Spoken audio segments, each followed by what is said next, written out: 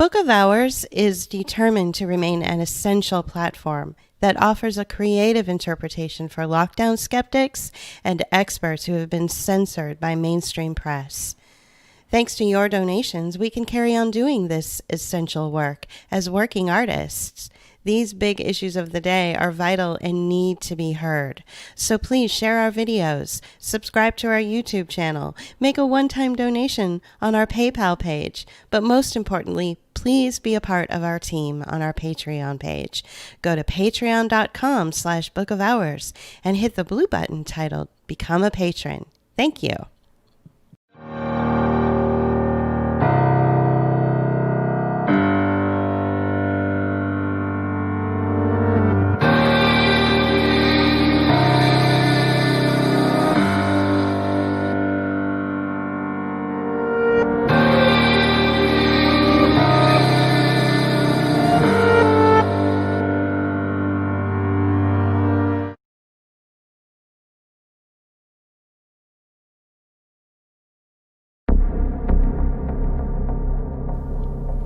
America's past is steeped in class struggle, economic disparity, and racism. But racism wasn't always what it is today, although like today, it was used as a tool to divide poor people and keep them collectively weak. Of course, black slavery, which built much of the United States, including the White House, informed the racism of today and even the racism of the events leading up to the Civil War of the United States. The idea of race, though, didn't happen until European colonizers found that it was a good way to divide humans into categories and profit from those differences. But the story of racism in America was always fueled entirely by economic disparity, with the ruling class pitting poor white people against poor black people, before and after slavery was abolished.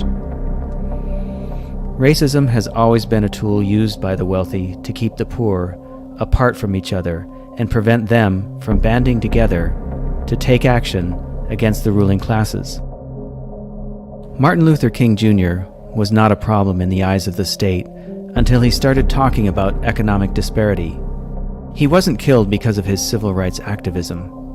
It wasn't until later that he was harassed by the FBI and eventually killed because of his opposition to a war that was fought by poor young men. Poor men, as he pointed out, who were mostly black, but most importantly, who were impoverished and marginalized. The Black Panther movement wasn't targeted by the FBI until after they started programs to feed, educate, and lift up the black community. It was their efforts to bring the black population out of poverty that ultimately brought their attention to J. Edgar Hoover, who launched COINTELPRO, various harassment campaigns, and attacks against the Panthers to bring them down and eliminate their organization and message.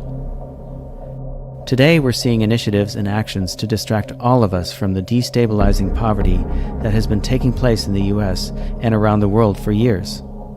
And it's working. Right now, we're being distracted from the giant economic depression in our midst, as well as what's going on in the background behind the COVID event, behind protests, and behind the calls for reform and defunding of the police. We're not saying that racism doesn't exist. We know it does.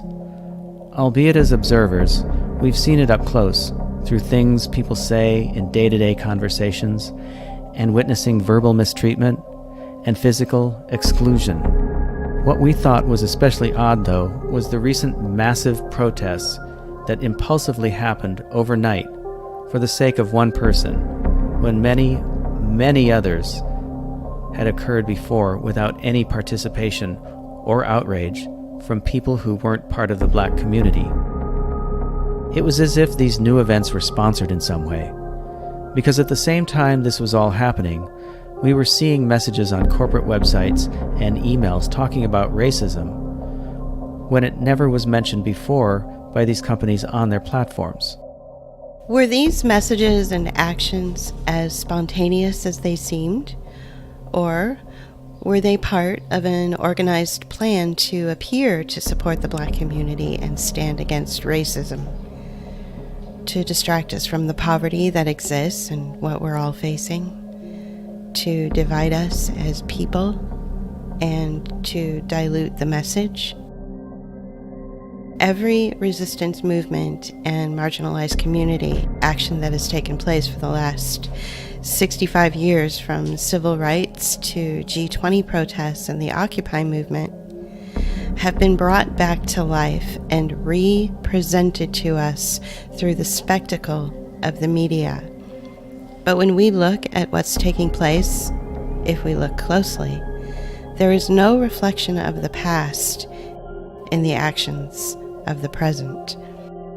These movements of the past that were once vilified, suppressed, and killed by the state have been brought back to life, turned into vampires with no reflection, and turned loose on all of us to break apart our lives and suck the life out of our imperfect society, to ensure that it can never be improved, and most importantly, never return. These vampires are now overseeing zombie armies to recruit well-meaning but unsuspecting people to mimic the movements of the past. And anything that we've seen before will come back as pageantry to confuse and entertain us. We are in the middle of a massive indoctrination campaign, a global shift in economics and in culture. We are being muzzled and kept apart while we're told that we're all in this together. We're also told that masking ourselves and socially isolating from others is for our own good and the good of society, and that we're selfish and putting others at risk if we don't go against our own human nature.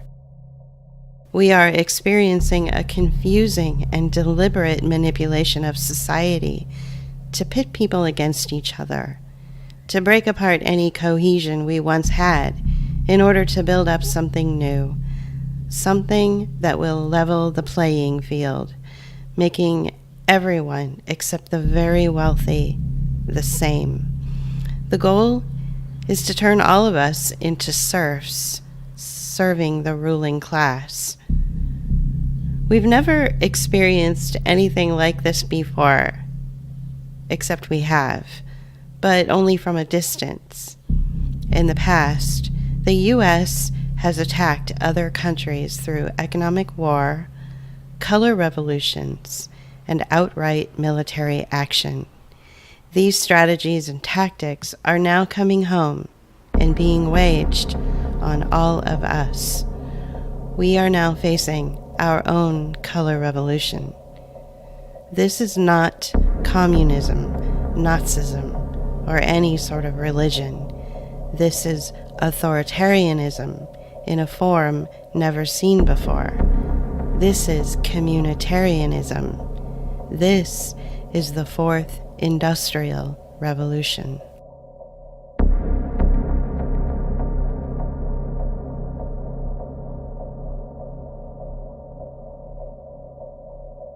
And it matters whether individual empowerment is tied to a vision of common advancement or not. It matters not whether we're right or left, but whether we are communitarian or not, whether we believe that fundamentally societies and eventually global movements must rise or fall together. Humanity is now under attack. This attack is not from the far left or the far right. It's from the extreme center. The political philosophy of the UN and the World Economic Forum, communitarianism, is behind the Sustainable Development Initiatives as well as the Agenda for the 21st Century and Agenda 2030. It's also behind the Strategic Intelligence Platform of the World Economic Forum. In other words, billionaires and world leaders are forcing us into a community that we're not really part of. They're changing our lives and the world that we live in using a philosophy that no one has ever heard of. In its most bland description of itself, and there is plenty of self-described content out there, communitarianism is considered a political or social philosophy.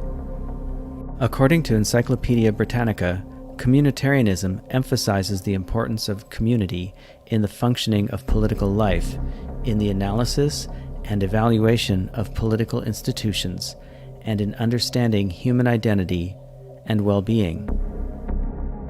Although communitarianism started in the 19th century and was largely a very obscure and different philosophy than it is today, it continued into the 20th century with adherents like Martin Buber, who was more of a humanitarian and closely linked to the anarchist movement.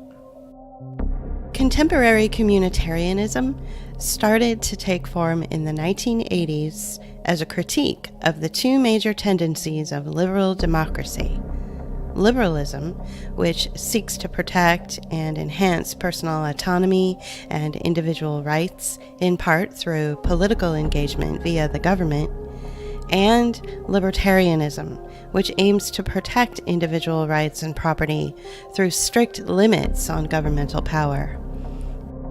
I do think there's a real problem that communitarianism actually tries to deal with the poor by coercing them and controlling them. What we need to talk about is social justice and fairness. What does communitarianism do to people who feel that they're outside the community or excluded from it? It has very little to say to them. Communitarianism is politically centrist and linked to neoliberalism. Contemporary politicians like Bill and Hillary Clinton, George H.W. Bush, Howard Dean, and Barack Obama all identify as communitarian. Given the policies and ethics of these politicians, this is a good illustration of how communitarianism is formed, transmitted, justified, and enforced into society. The policies of these politicians and communitarianism are often promoted as being for the common good, when in fact they take away the rights of citizens, hurt the impoverished, and polarize society.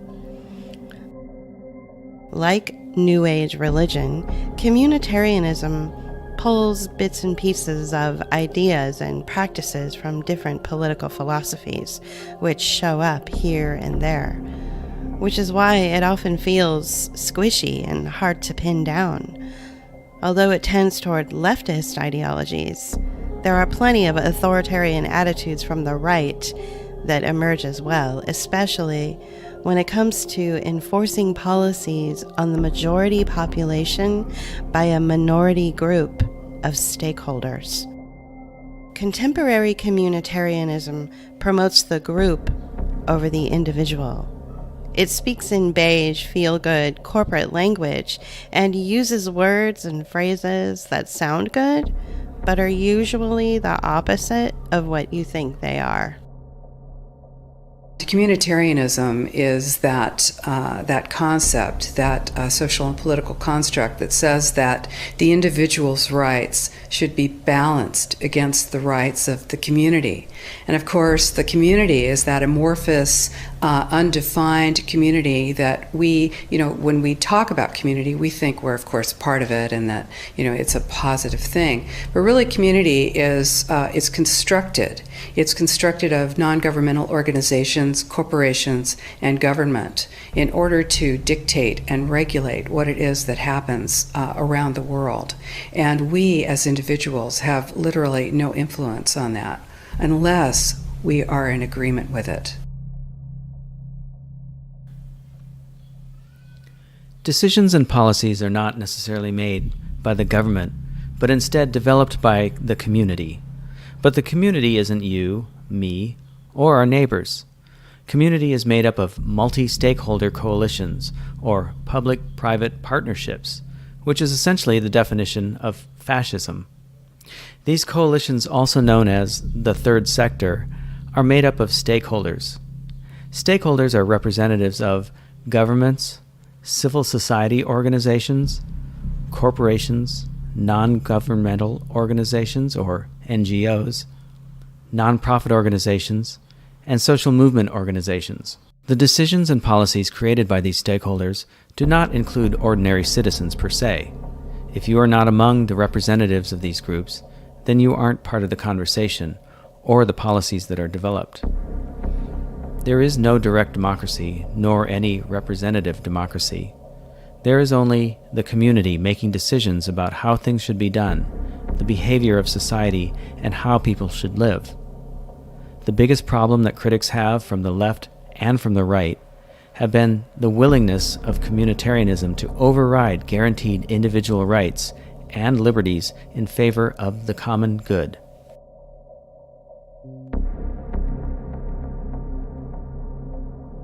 Communitarians argue that attention also must be paid to the role of civil society and not to individuals. They believe that social behavior should be influenced and regulated by the community. As a result, a small percentage of people within the group of decision makers can have more influence on society and dictate how people behave, where and how they live, where they work, move around or play, and how children are educated and cared for. An individual person has no recourse to address their issues or opinions. What matters is what the community thinks, and if there is an opinion, method, or direction that is counter to the community, that's too bad. That person or group of people who don't have the influence of the third sector multi-stakeholder coalition can be deplatformed, shunned, and silenced by a small percentage of people influenced by decision makers to publicly shame and ostracize heretics. The communitarian solution to wealth inequality and deep-seated poverty is not wealth redistribution or even true meritocracy. Instead, communitarianism deflects the issue by talking in broad terms about equity and equality, or will use identity politics as a means to distract people from the issue of poverty, which, as we've pointed out, is often used to keep poor people divided and in turn foments racism. As far as answers for ending poverty are concerned, the communitarian solution is to push all of us into entrepreneurship, but communitarian entrepreneurship looks more like the gig economy than true self-employment. It offers the opportunity to compete on the global market through digital product service platforms, where the playing field appears level, but it isn't, because it favors those best suited for marketing themselves to an online audience at a competitive rate with race-to-the-bottom pricing. These platforms also allow others to make money from our work as agents to connect us to customers. This is not self-employment, nor is it self-empowerment. This is still working for others under the guise of working for ourselves, and it's fraudulent. What was it Barack Obama kept talking about in his 2008 campaign? Hope and change? Well, all hope really is a false expectation and takes away from your agency. And change? Whose change? Did his change really change anything? It did help wealthy bankers become wealthier. It did take away more civil and human rights and constitutional protections from United States citizens, which opened the door for authoritarian policies that we're seeing right now and bound to see more of in the coming weeks, months, or years. And he did all that while using the feel-good language that made people trust him and love him to this day, while ignoring the knife in their back. So, despite their values and their desire to keep us safe and together and to make the world, a better place, the communitarians are actually imposing their ideas, improvement, and change on the rest of us. for another reason. And that reason is not to improve society or the environment or whatever they're marketing at the moment. What they're doing is all about making money and lots of it, and that money will not be shared with us. Some of it will be paid out to the sycophantic toadies of the centrist professional class, but ultimately, the money that is made from us and our oppression is for the billionaires who drive these agendas and keep us under control.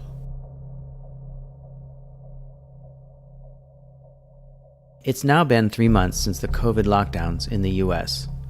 As we have stated before, in all that time, legacy systems have been taken down and new systems are being put in their place. Along with economic, commercial, and interpersonal relationships, our political systems are being changed right under our noses. And during that time, we have also been tested to see if we go along with what's being done. Masks are muzzles that teach us to obey and to keep quiet. They also disguise our faces so that we no longer relate to each other as humans, but at the same time teach the recognition software, combined with AI technology, how to recognize us even when we cover our faces. Social distancing has pushed us away from one another and made us afraid to be near other people. These have been tested to see how we respond, and we have done well, passing our tests, receiving good grades. Despite only around 10% of the population really pushing the narratives surrounding these measures, most of the population went along because those narratives were so compelling. Now that the goals of all those lies have been met and the story is starting to unravel, the rest of the population is questioning the narrative and pushing back. People are resisting the masks and the social distancing and everything else asked of them.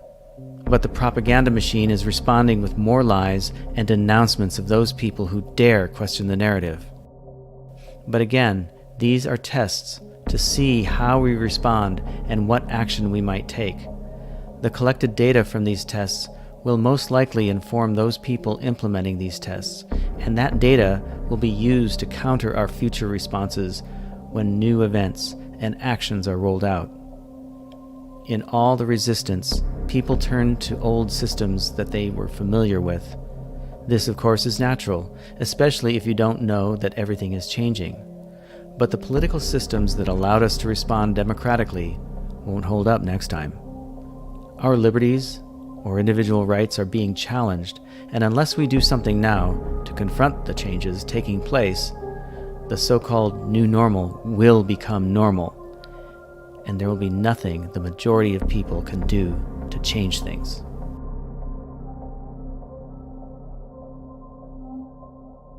The reason it's important to point this out and to highlight the fact that only a small percentage of the population held on to the narrative and led all of us along is because in communitarianism, politics are no longer about individual rights or majority rule. What matters most is the opinion of the community.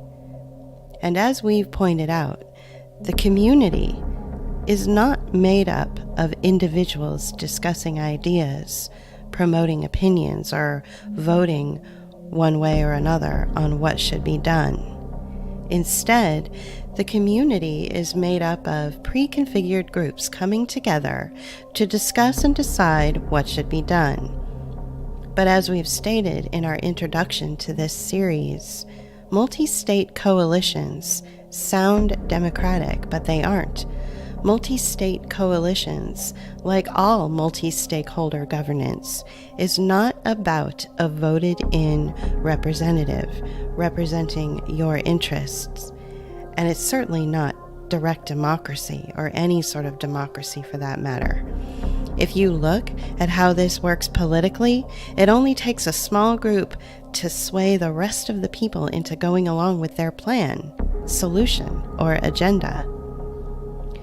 In the last 3 months, the small group pushing the agenda has been the exemplar of how we should behave and what we should do.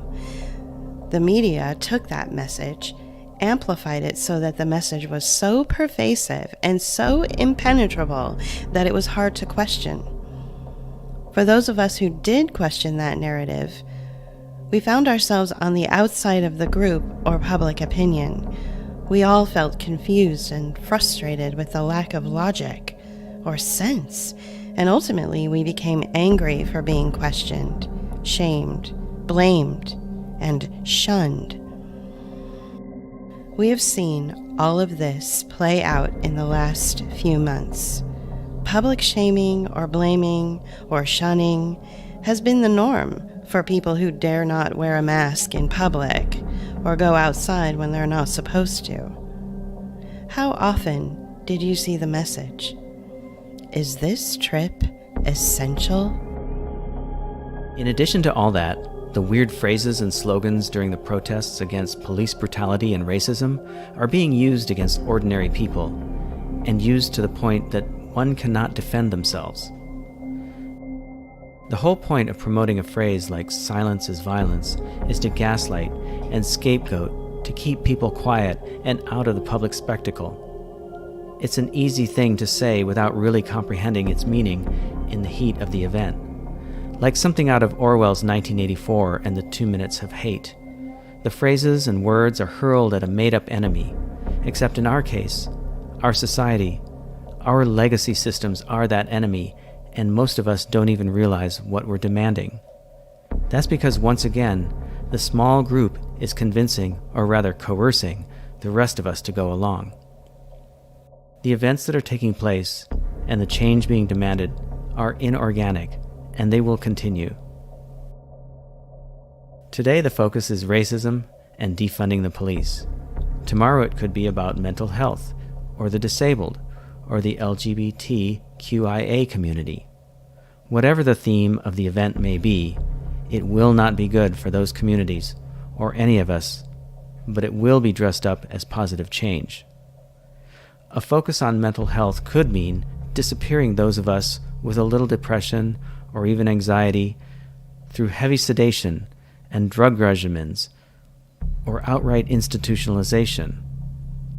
It could mean hiding the disabled from our daily sight by keeping them separate and taking away the rights of individuals who don't fit the norm. It's really hard to tell. If you go back and think about what has taken place in the last few months, it's all been about reprogramming us from being individuals to being a group, a community. But the communities we're becoming seem less tolerant of each other, and the demands being made don't reflect the positive aspects of humanity, only the negative ones. Why is that? Could it be that to push us together into a new way of relating to each other, the old way has to be completely forgotten? This is the stuff of reprogramming and indoctrination. This is what the military does to new recruits in order to gain a cohesive whole. But this is also what cults do to new recruits in order to gain control over the individual and maintain control of the group. And that's not to say community is bad, not always. In our opinion, community is good and very important. We think that collective action and collectives can be a positive way to take action and to be a way to achieve things that individuals cannot. But we also think that both the individual and the community they are a part of must be free in order to thrive and survive. Darwin talked about how species who cooperated survived. Survival of the fittest was a post-Darwin idea that pushed Western culture away from being a more social society to being a more individualistic one. And the weird thing about all this is that over the past century or so, our society has been pushed more and more towards individualism while shunning socialism or collectivism. But now we're being pushed, and pushed back hard, toward a more social existence. But this isn't the social society or the socialism of the past, although it does reflect the most negative versions of it, like East Germany and the Stasi state, or Mao's Red Guard and the Cultural Revolution. Maybe at this point you're still having a hard time grasping the philosophy of communitarianism. When we say the alleged priorities of the community are balanced against the rights of the individual, what we mean is that this philosophy's goals for you as individuals is to lose all of your rights in this post-COVID-19 communitarianistic world. If you are someone who gets sick from wearing a mask, or you have trouble breathing, then that's too bad. The claim under communitarianism is that your need to go mask-free is putting the entire population at risk. This means that companies who have mask policies in place are now saying they have more power than government recommendations or even HIPAA and disability rights and protections. If you have a garden in your backyard, you may get a citation to destroy it because, according to the managerial class, these are the people in your local municipality who may answer to corporate interests, your garden goes against community standards, even if everyone in the community loves your garden and wants it to stay. Under communitarianism, your garden represents individuality and art, or self-empowerment. So it has to go, because you don't want anyone else to feel bad, because they may not have the same vision as you. If you are a parent, your rights to have control and the final say in how your child is cared for or educated have been rescinded. In a communitarian philosophy, the idea of it takes a village is exploited and turned on its head. In this post-COVID-19 communitarian world, government bodies are asserting their right to remove your child from your home, claiming that it's good for the community. Communitarianism also seeks to blanch out the differences among us. We are all of different colors, cultures, sexual orientations, and backgrounds, with our own unique talents and voices we offer the world. This rich diversity is what makes the world, but communitarianism wants to make it so that we are colorless, genderless, and that the difference among us are stomped out. The philosophy behind this is that it will shame you for speaking proudly about your experience as a black man or woman in this country, or it will shame you for sharing your empowering moment when you came out to your parents or transitioned into the gender you identify with. These experiences no longer matter in a communitarian world because we are all to exist in a society where no one stands out from anyone else. This is yet another reason why we are forced to wear the mask. Our most visible, unique parts of ourselves are mostly covered, and our human interaction and human connection is assaulted when the barrier covers who we really are.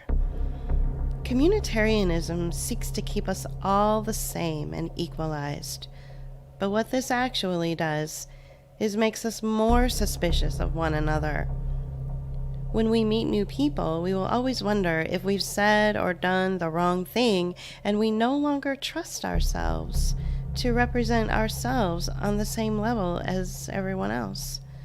This trust factor is then broken down in individuals. This is the goal behind communitarianism, to break down trust in communities, starting with each person individually.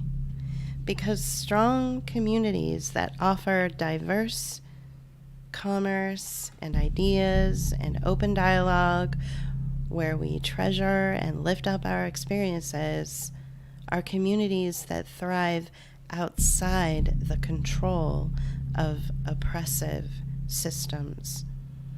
This dangerous philosophy seeks to overtake your constitutional protection of freedom to assemble or freedom to worship. The philosophy of communitarianism, coming to fruition in the Fourth Industrial Revolution, has no room for religion. Religion, at times, offers historical perspective and gives us parables and examples of the past to follow, so we don't repeat the same mistakes over and over again. But when your right to worship is balanced against a philosophy that supports a one faith, unified agenda, then that has echoes of fascism. Perhaps you will one day be able to assemble in your church again, but your congregation has to come together under this new post-COVID-19 philosophy of communitarianism, where trust is broken, where people are suspicious of each other, and where your faith is now practiced under a philosophy that has overtaken it. When these philosophical methods are waged pervasively and constantly against an individual, and the constant message of "do this for your community or else" is pummeled at you from the ad campaigns that filter your news feed, to commercials on television, to what your child learns in school, then what it does is it suspends your natural ability to reason and make decisions grounded in logic. Your amygdala, the portion of your brain that exists as intuition to protect you from danger, is attacked endlessly through these highly coercive, curated, and destructive trauma-based campaigns. Thus, you essentially become an individual enslaved to an outside philosophy. Communitarianism is not communism. It is not Marxism. It is fascism. But unlike fascism, which seeks to simply control, communitarianism seeks to reach into a human being, scramble the very thing that makes them human, and force them to re-emerge as a controlled entity. This forced push into the next phase of the evolution of the human mind or soul is not empowering, and it does not have anything to do with enlightenment or reaching our hidden strengths or potential. Its goal is oppression into slavery through coercion, trauma, gaslighting, and threats. The social society we're being pushed into will involve a lot of surveillance and the spirit crushing of individuals who think differently than the group. The technological surveillance and control by the ruling class will primarily be used to control and financialize us, and the policing will be left up to privatized security to protect property or the state. But socially, we'll police ourselves by snitching on our neighbors and turning on the ones we love. There will not be a community of cooperative neighbors working together to achieve a common goal. We'll be dictated to via herd mentality and peer pressure, with initiatives and programs coming from a group that we don't belong to. We will have to bend to the will of a society that we may not agree with. And if we don't want that to happen, we need to do something about it now. The window of opportunity is closing, and closing fast. We don't have all the answers. None of us do. Ironically, though, we need to come together as groups, to band together to stop the tyranny. Those of us who don't like what's been going on, who prefer our liberties, are in the majority. Equally, we have to stop thinking in old ways, like the left-right divide, and how we were divided up before. This time, we have to work together with people who might have been our enemies before, for our common good and the future of our society. These people may have been our enemies before and may be our enemies in the future, but for now, we are all each other's allies and are the best way to ensure our freedom.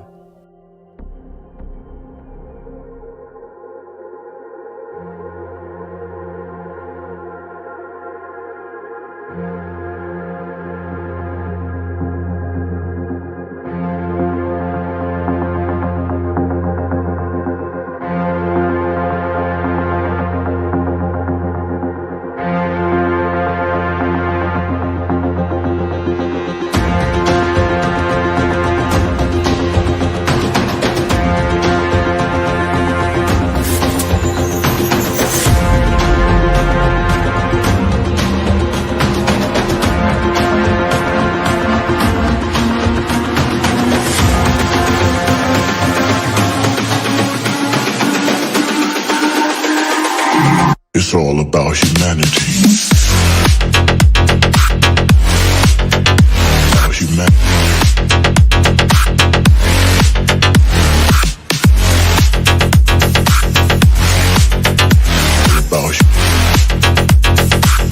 It's all about humanity. About humanity.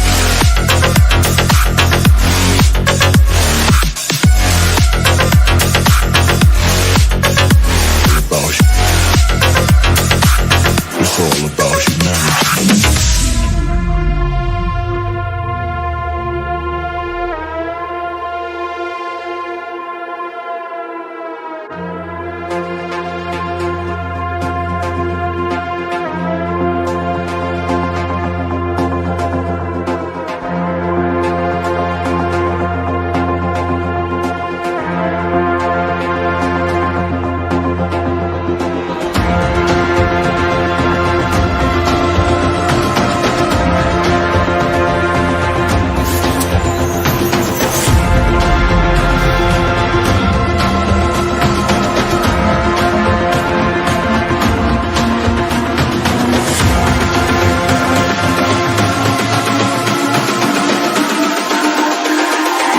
It's all about humanity.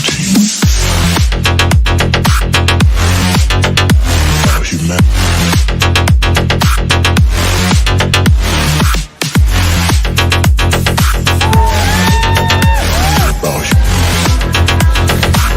It's all about humanity. About humanity.